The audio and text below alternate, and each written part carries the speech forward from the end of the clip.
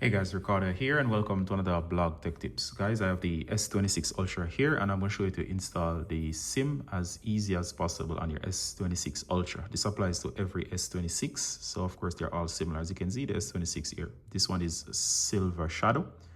And of course guys, in order to install your SIM, this one has no SIM installed. So for example, as you can see here, it's up, but the SIM is not in. It says emergency calls only. Emergency only. All right.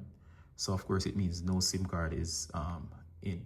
All right. So in order to do this, go ahead, guys. You can do this by powering down, or of course you can always do it by while it's on.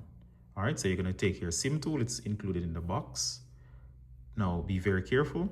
I like this here. They didn't turn it the other way, as it can result in an error. Do not place the SIM tool into this hole. That's your microphone.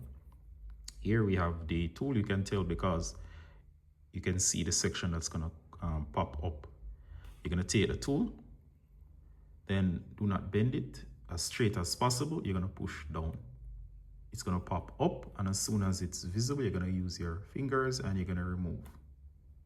All right, so here, this is the SIM version. You're gonna look here. The orientation is shown by the join. So of course this is my SIM.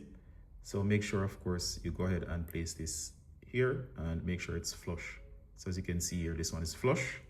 Now a rule of thumb, make sure that the surface is clean so it can make perfect contact. So I've cleaned the surface. So what I'm gonna do now, guys, is I'm gonna place it in. And of course, this one was removed from my other phone. You're gonna place it down, make sure it's flush once again. As you can see, it's very flush. All right, guys, so check it out now. You can always reboot if anything, but of course, give it some time. You should be able to see that you're getting good bars. As you can see there, I'm getting very solid bars, all right? And you can always swipe here.